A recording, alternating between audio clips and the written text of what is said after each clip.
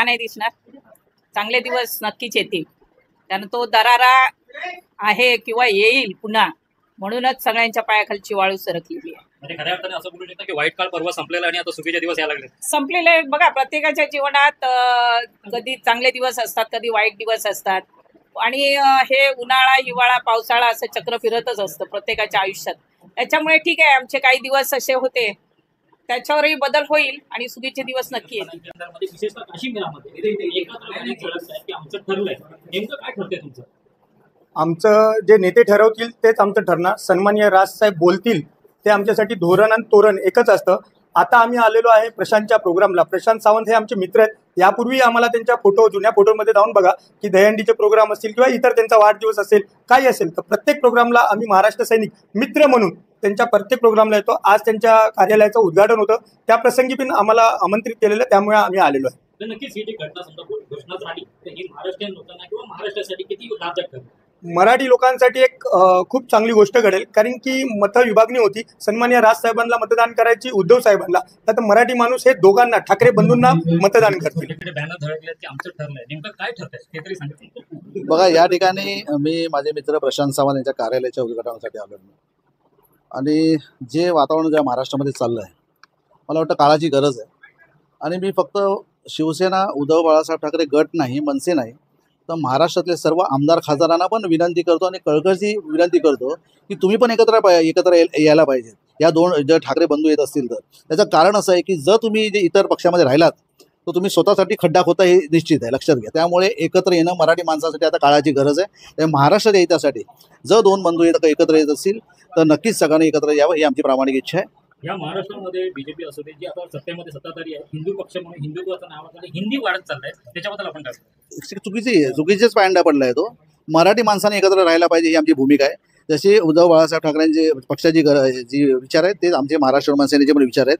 मी प्रशांत सावंत साहेबांनी मला विनंती केली या ठिकाणी यायला पाहिजे आणि माझे मित्र आहेत, ते जुने मित्र आहेत. आम्ही जरी पक्ष जरी वेगळे वेगळे असलो तरी आम्ही एकत्र काय काम असेल, अडीअडचणी असेल, तर एकामेकाला आम्ही इन्व्हॉल्व करतो त्या ह्याच्यामध्ये. त्यामुळे मला वाटतं ह्या कार्यालयाच्या उद्घाटनासाठी आलो आहे. आणि मी तर शिवसेनेच्या शाखाप्रमुख होतो या ठिकाणी. आनंद दिघे साहेबांनी माझी नेमणूक केलेली या ठिकाणी 1990 घोसाळकर साहेबांच्या मार्गदर्शनाखाली आम्ही या ठिकाणी काम केलं. मी असेल, स्नेहल कलसारे असेल, जयराम मेसे असतील या ठिकाणी, प्रशांत सावंत असतील, अनेक या ठिकाणी शिवसैनिक आमचे जुने मित्र आहेत. तर मला वाटतं हे कार्यालय नसून हे एक मंदिर आहे, न्याय मंदिर आहे, लक्षात घ्या. त्यामुळे ज्या पक्षाच्या मागे सेना लागतं ती त्यागाने एक निर्माण झालेली एक संघटना असते, लक्षात घ्या. त्यामुळे या मंदिरामध्ये जे जे अडीअडचणी येतील ते चांगल्या रीतीने त्याचं निराकरण होईल आणि या ठिकाणी खुशी खुशी लोक जातील, हे तुम्हाला मी त्यांना शुभेच्छा देतो. आणि या ठिकाणी त्यांचं काय ठरलंय, आमचं काय ठरलंय ते नेते लोक बघतील, दोन ठाकरे बघतील, दोन भाऊ बघतील. त्यामुळे आम्ही निश्चिंत आहोत. महाराष्ट्राची काळाची गरज एवढं प्रत्येक धन्यवाद. झाले नाहीये, पण प्रभाग 14 मध्ये आमचं ठरलंय अशा बॅनरही झळकलेले आहेत. मनसेचे काही पदाधिकारी इथे उपस्थित आहेत, काय सांगायला? नाही, मला वाटतं माननीय पक्षप्रमुख उद्धवजींनी परवाच जाहीर केलेलं आहे की महाराष्ट्राच्या जनतेच्या मनात जे आहे तेच होईल. त्याच्यामुळे त्याचंच प्रतिक्रिया उमटतात सगळीकडे. नक्की पुढे भविष्यात येणाऱ्या स्थानिक स्वराज्याच्या निवडणुका आहेत, या निवडणुकांमध्ये ठाकरे बंधूंची जी ताकद आहे ही मोठ्या प्रमाणामध्ये दिसत नक्कीच दिसणार की महाराष्ट्राने एक मान्य केलं की ठाकरे ब्रँड, बाकी त्या ब्रँडसमोर कुठल्याही राजकीय पक्षाचं काही चालणार नाही. आणि महाराष्ट्राला पुन्हा एकदा कळून चुकलंय की महाराष्ट्राने काही लोकांना संधी दिली, पण संधीचा फायदा करण्याच्या ऐवजी महाराष्ट्राचं वाटोळं केलं, हे लोक बघतायत. त्याच्यामुळे लोकांमध्ये उत्सुकता आहे आणि येणाऱ्या महानगरपालिकेत, महाराष्ट्रामध्ये नगरपालिका, महानगरपालिका, जिल्हा परिषद याच्यामध्ये आपल्याला रिझल्ट दिसेल. नक्कीच काही दिवसापासून समाज माध्यमांमध्ये काही असं दिसतंय की एकनाथ शिंदे जे उद्धव गटातले शिवसैनिक आहेत हे पक्षप्रवेश करतात, गडके चालू झालेले, पण ह्याच्याबद्दल आता ही शिवसेना सावरणार का? कुठली शिवसेना सावरणार? आमची शिवसेना सावरलेलीच आहे. प्रश्न असा आहे की आम्ही आयात केले नाहीत, आम्ही सगळे निष्ठावंत शिवसैनिक आहोत. शिवसेनेच्या जन्मापासून आम्ही काम करणारे लोक आहेत. ही जी सगळी मंडळी आहे, जे गेले ते ठेकेदार गेले, कॉन्ट्रॅक्टर गेले, बाकी कोण गेले? विशेषतः ठाण्यामधूनच ही सुरुवात झालेली आहे, ही नांदी झालेली आहे. स्थानिक प्रतिनिधींनी मान्य केलं आहे की आम्ही एकत्र लढणार, काय सांगा? मला वाटतं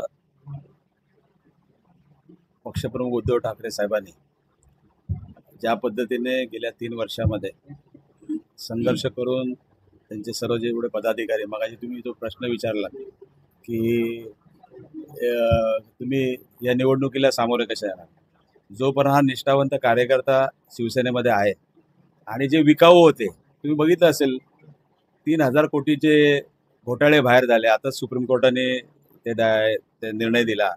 शेवटी हे पैशाचा वापर कुठे करतात? हेच खरेदी विक्री संघ काढलेला आहे, कळलं की नाही?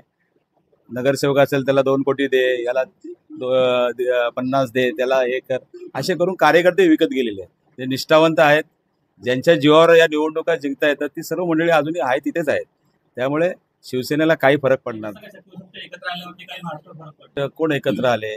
ठाकरे हा, मग ठाकरे बंधू आल्यावर नक्कीच फरक पडणार, कारण सर्व मराठी माणूस जो इतर ठिकाणी वळलेला आहे तो सर्व मराठी माणूस एकत्र होणार आणि नक्कीच या महाराष्ट्रावरती जी काही महानगरपालिकेवरती भगवा लावण्याचं काम या दोन्ही ठाकरे एकत्र आल्यानंतर होणार आहे.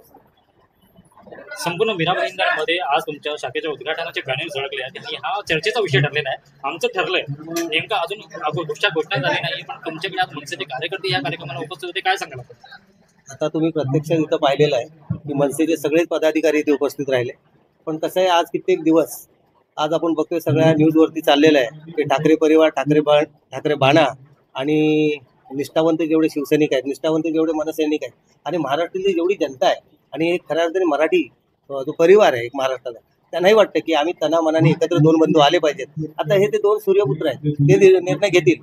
पण मीरा भाईंदरमध्ये आणि प्रभाग 14 मध्ये आमचं ठरलंय, आम्ही दोघे एकत्र आलो आणि त्याची प्रत्यक्ष आम्ही तुम्हाला इथं दाखवलेलं आहे. सगळेच नेते शिवसेनेचे आणि मनसेचे आणि सगळे पदाधिकारी इथे उपस्थित राहिलेले आहेत आणि हा मीरा भाईंदरचा मी घेतलेला पुढाकार यशस्वी झालेला आहे आणि महाराष्ट्रात सुद्धा होईल अशी आशा आहे. पण नक्कीच वाटतं का ठाकरे बंधू एकत्र आले तर महाराष्ट्राला शुभेच्छा दिवस येतील?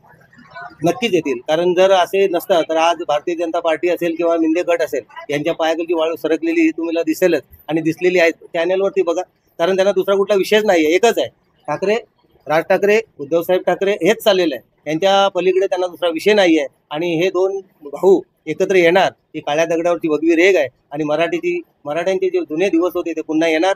आणि प्रत्येक बॅनरवरती तुम्ही जर बाहेर बघितलं तर सन्माननीय या अखंड हिंदुस्थानाचे हिंदुहृदय सम्राट सरसेनापती बाळासाहेब ठाकरे हे हसताना दिसत आहेत आणि हे हसण्यामागेच खूप काय आहे आणि येणारे जे दिवस आहेत ते तुम्हाला दिसतील. आणि प्रभाग 14 मध्ये भगवा कसा फडकवायचा ते माझ्या नेतृत्वाखाली नक्कीच फडकेल आणि फडकणारच हे आजही सुद्धा इथं सांगतो. आणि आमच्या या मीरा भाईंदरला खऱ्या अर्थाने आमची एक वाघीण माझी ताई इथे उपस्थित आहे, नीलमताई, तिने अख्खा मीरा भाईंदरचं नेतृत्व सांभाळलेलं आहे आणि सर्व महिला खूप खुश आहेत. त्याच्याचबरोबर आज उपजिल्हा आहेत तरी पण त्यांनी जरी 145 असेल 146 असतील पण त्या माझ्यासाठी प्रभाग 14 मध्येच आहेत. घोसाळकर आणि आमच्या नाईकताई हे आमच्या खरोखर आमच्यासाठी एक मार्गदर्शक आहेत, कारण काश्मीरामध्ये ज्यावेळेस शिवसेना निर्माण झाली, स्थापन झाली तेव्हापासून आहेत आणि शेवटपर्यंत माझ्यासोबतच राहणार. आणि खऱ्या अर्थाने ह्या प्रभागाची ज्यांनी धुरा सांभाळले त्या माझ्या सहकारी मनीषाताई या इकडे आहेत आणि युवा सेनेची ज्यांनी कंबाळ सांभाळले ते आमचे श्रेयश आहे आणि दर्पण गावकर यांना ही जी आमची 5 जणांची जी टीम आहे आम्ही बोलू तेच होतं आणि मी जे बोलतो ते सर्व ऐकतात. त्याच्यामुळे प्रभाग 14 सक्सेस आहे आणि येणारे दिवस तुम्हाला मी सांगतो हे भगव्याचेच असणार.